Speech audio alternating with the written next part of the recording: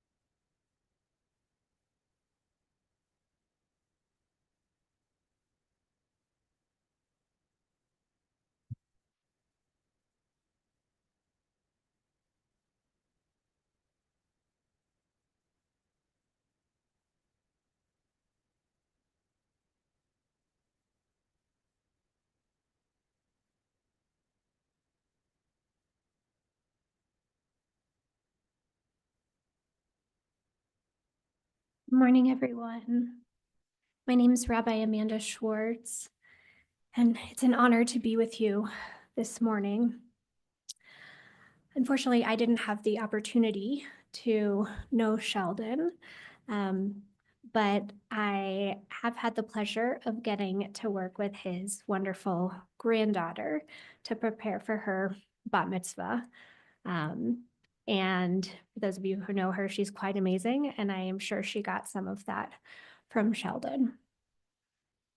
And hearing about him from his family, I feel a deep loss that I didn't get to meet him because he sounds like he was a very incredible man. In Hebrew, the word for a funeral is levaya, and it means to accompany. And so this morning, we are going to accompany Sheldon as he is laid to rest. The focus of a Jewish funeral is on honoring the beloved who has departed. And so we'll do some readings and share some stories as a way of honoring Sheldon and accompanying him.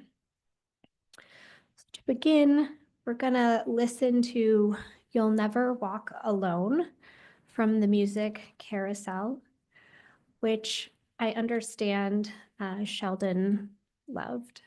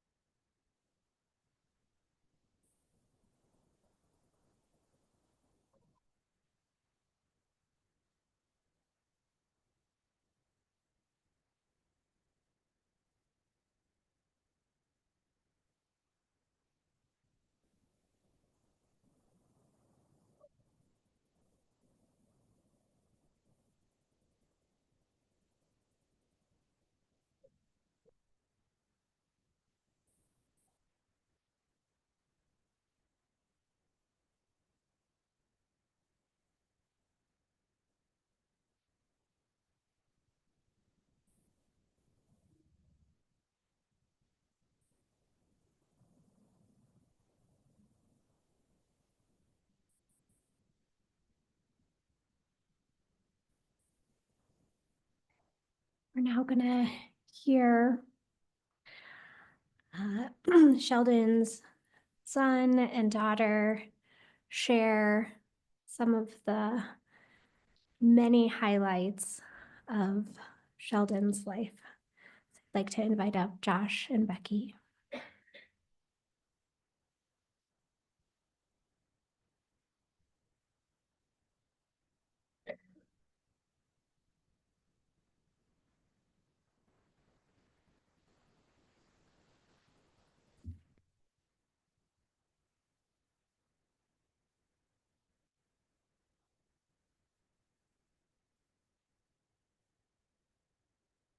Please.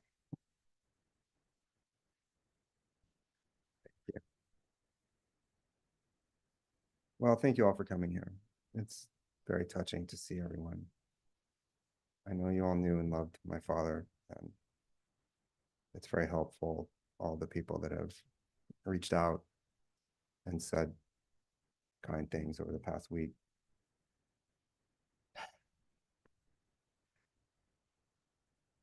Well, we're just very grateful. So thank you.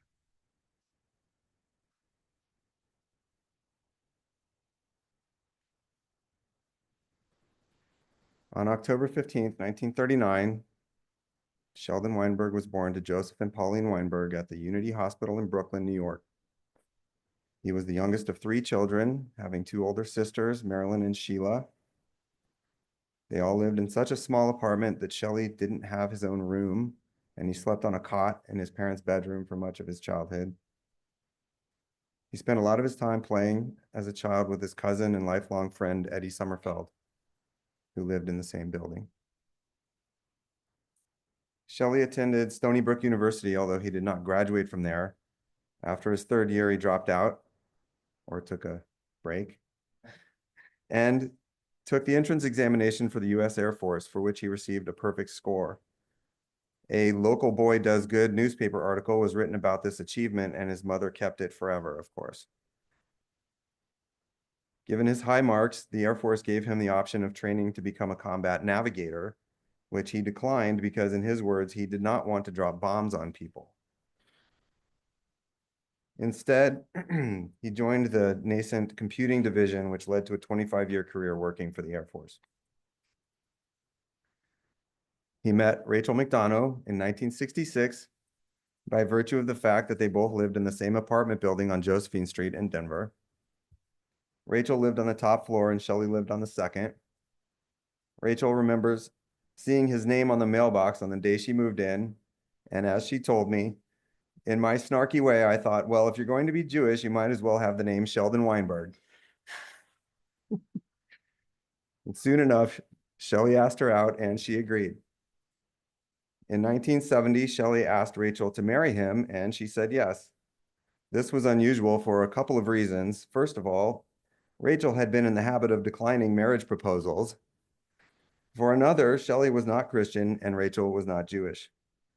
This arrangement wasn't considered kosher by many at the time and led to some problems, primarily with Shelley's parents. His mother had a very hard time accepting that her son wanted to marry outside the faith. Shelley's sister Marilyn intervened on his behalf and let Pauline know that there was no changing his mind, and that if she wanted her son and grandchildren to be a part of her life, then she would have to accept it. Thankfully, she did. In short order, she came to love Rachel, forgot all about it, and fully accepted her as part of the family. They had originally planned to marry in Denver, but because they were a mixed faith couple, could not find a rabbi to officiate. Instead, they traveled to New York City, where they were married in the home of a rabbi overlooking Central Park. Shelley wore a dark suit, a pink shirt, a red tie, and sported huge mutton chops. Rachel wore her mother's 1928 wedding dress. And we have pictures from this event at the home if you come to the reception. The wedding reception was attended by both Sheldon and Rachel's families, who enjoyed getting to know each other for many years to come. Shelley and Rachel returned to Denver and bought a house in Park Hill at 16th and Claremont, where they would live for the next 50 years. In Park Hill, they also found a welcoming, Reformed Jewish community at Temple Micah.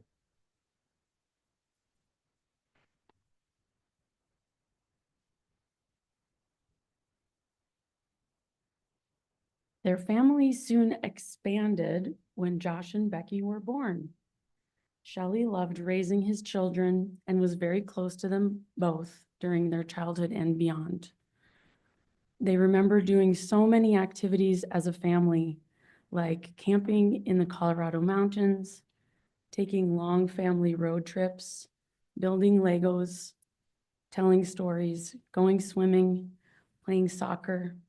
He coached Josh's soccer team for a season, ice skating in the father-daughter number annually at the DU Ice Show, and reading so many books. Shelley had a real knack for expressive and dramatic reading. He also dedicated himself to his work. His work ethic led to a long string of promotions. In 1986, as part of his management training, he took an opportunity to work at the Pentagon in Washington, D.C. He moved with his family to Reston, Virginia for 2 years, after which they returned to Denver to the same home on Claremont Street. After his time at the Pentagon, he was prepared for a larger role in the organization and was eventually promoted to Director of Information Technology Services at the Defense Finance and Accounting Service Center. This group accounted for all money Congress appropriated for the Air Force. He retired from the federal government in 1996. After retiring, Shelley was able to turn his attention to one of his passions, traveling with his family and friends. Shelley and Rachel traveled to Alaska, Europe, Russia, China, India, Africa, Egypt, and the Dalmatian coast. They also traveled within the United States with their children and grandchildren. While in Denver, Shelley dedicated much of his time to volunteering for organizations that were important to him. He volunteered for the Children's Hospital for over 10 years, holding babies, reading books to kids, and keeping children company while they spent time in the hospital without their family. Making kids feel heard and seen may have been one of Shelley's superpowers, and he received the Volunteer of the Year award for his exemplary work there. When he wasn't traveling or volunteering, Shelley was probably reading books to his cherished grandchildren, Lila and Michael. He took so much joy in reading books and playing games with them, listening to their stories and making them feel special and loved. He was a constant and loving caregiver who eagerly attended their Chinese New Year celebrations, preschool and kindergarten graduations, as well as Lila's ballet performances. He worked on solving Michael's mazes and listened closely as Michael educated him about his latest subject of interest, black holes, for example. He also stepped up without hesitation to attend to Lila's medical needs. Shelley began having some serious health difficulties in his 80s, including Parkinson's and in December of 2024, a stroke. He faced these difficult challenges with courage and kindness. Shelley was sincere and effusive, never missing an opportunity to tell his family he was proud of them or what a good job they were doing. He will be remembered for his integrity and his gentle and kind nature. He was a role model for working hard, treating others with gratitude and respect, approaching the world with curiosity, and loving his friends and family without limit. He will be missed and remembered by everyone who knew and loved him.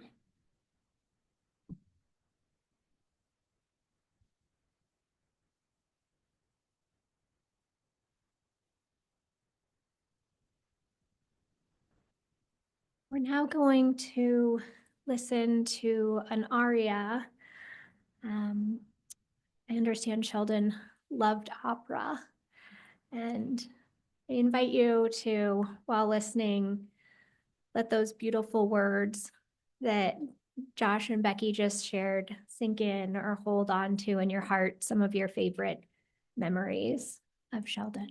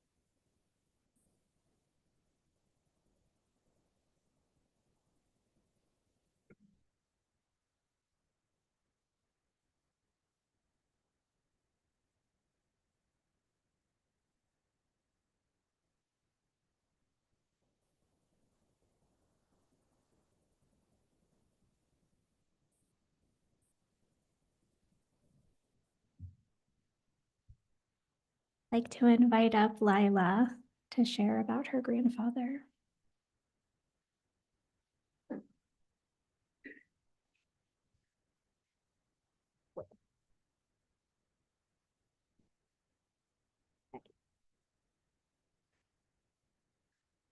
Picture this. You are my mom. You have a 2-year-old kid and you're 6 months pregnant. Your 2-year-old can never sleep and is thirsty all of the time. You're stressed, exhausted, and wish you could just sleep one night. Then your loving father-in-law is like, she probably has diabetes. Then he takes her to the doctor, and what do you know, she does. This is the main reason that I am forever indebted to Grandpa. Without him, who knows how long it would have taken.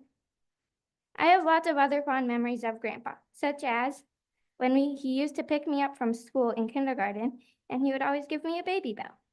And on the way home, we would play a game called Would You Rather, and he asked the question, would you rather be a pain in the butt or a pain in the neck?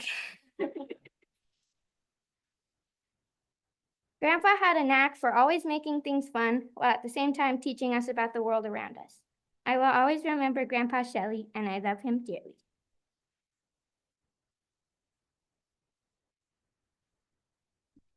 I now want to invite up Sarah.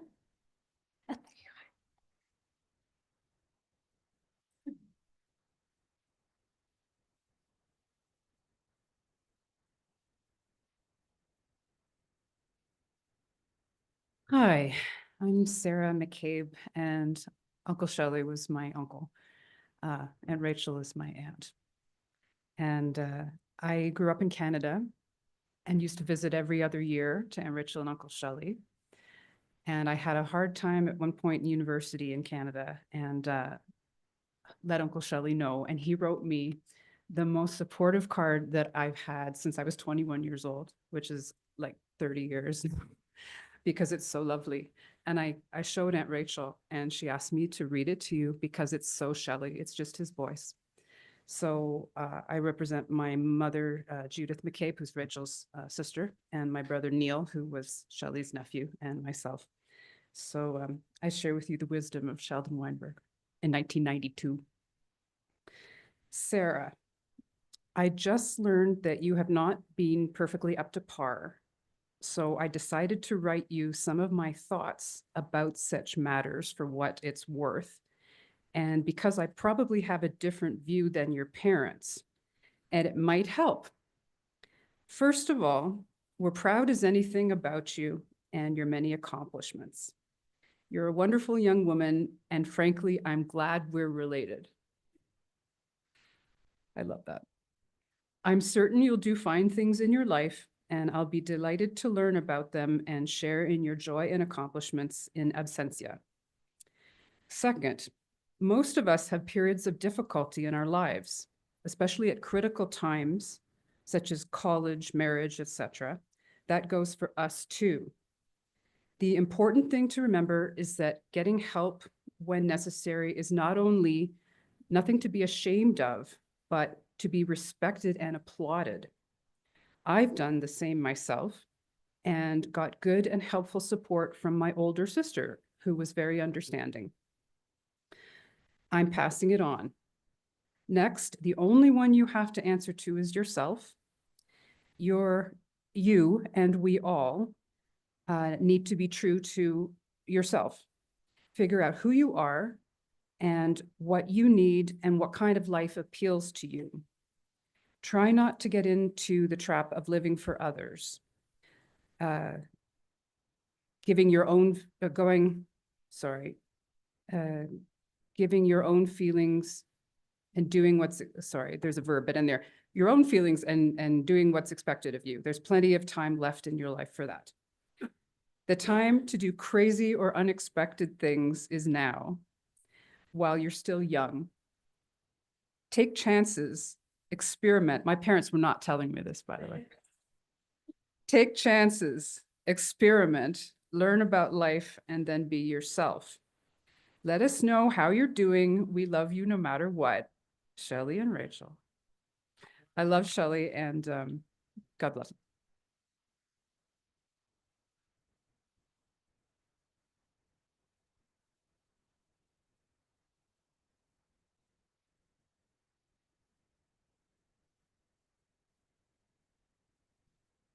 That was so beautiful. One of the central prayers offered at a Jewish funeral is called El Malay Rachamim. And it's a request that Sheldon's soul be held by the Shekhinah, the divine feminine. This prayer has been offered at Jewish funerals for over 1,000 years. Its melody is a bit haunting and also mesmerizing. So I invite you to think of Sheldon and kind of imagine him being held by the wings of the divine, whatever that might mean to you, as I chant this prayer. I'll first read it in English so you know what I'm saying. So what it says is, the one overflowing with compassion, dwelling within, above, in every dimension. Offer rest, respite, comfort, underneath the wings of divine presence, among the heights of the sacred and pure, like the stars of the sky, may they shine and endure to the soul of Sheldon Weinberg. May the merciful source protect and merge his soul with all that is and all that will be. Oneness is his inheritance. May he rest peacefully, and let us say amen. El Malay Rachamim, Shochein Bamromim, Hamtzei Menucha Nechona, Al Kanfei Hashchina, B'ma'alot Kedoshim Udchorim, Kezohar Harakim Mazhirim, Nishmat Zelig Ben Yosef, Shehalach Le'olamo, Began Edom Tehei Menuchato, Ba'al Harachamim, Yastirehu B'tseiter Kanfam Le'olamim, B'tzror HaChaim, Et Nishmato,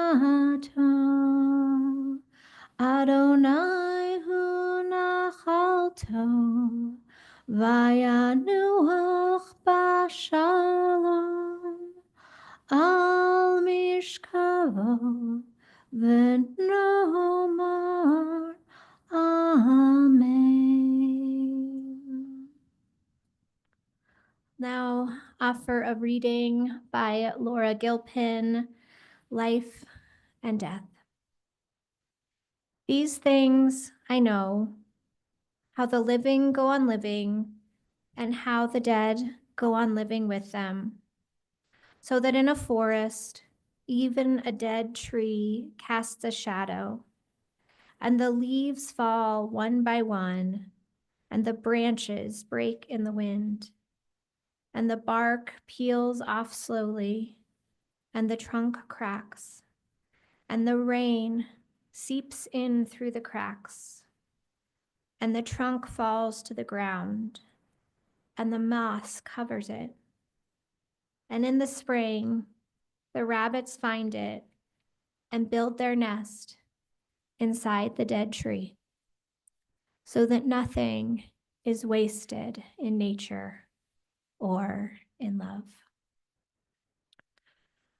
Shortly, we're going to conclude our time together here. The family is going to go to the cemetery for the burial. We will need about 6 people to help with moving the casket. And I know the wonderful staff at Feldman's will walk you through how to do that if anyone's, you have 6 already? Oh, if you've already been asked afterward, please come on up. After the family goes to the cemetery, they'll return to Becky's home, which I understand is also the home where Sheldon and Rachel lived for many, many years. And I think the address is on the sheets that you should have received.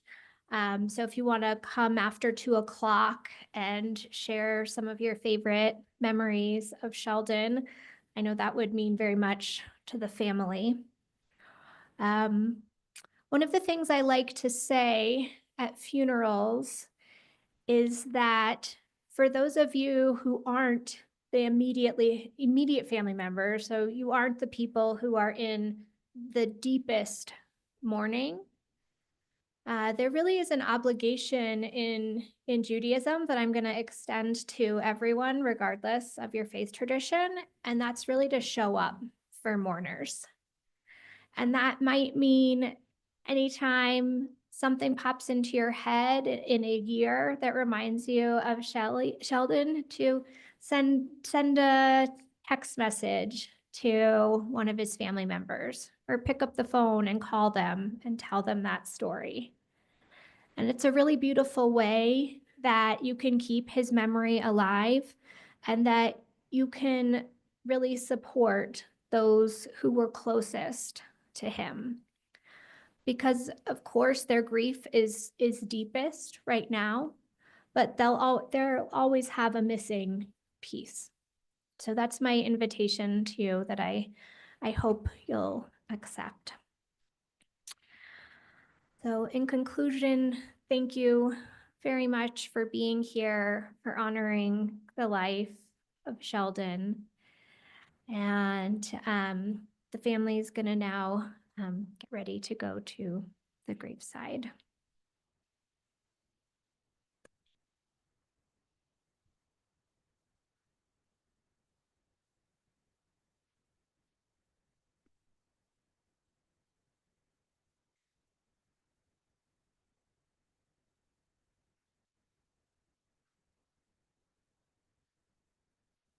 So we do have a little bit of time before we have to go to this cemetery. You guys are more than welcome to mix and mingle and talk with each other. We will let the pallbearers know in about 15 or 20 minutes when we need your guys' help. Okay, thank you for coming.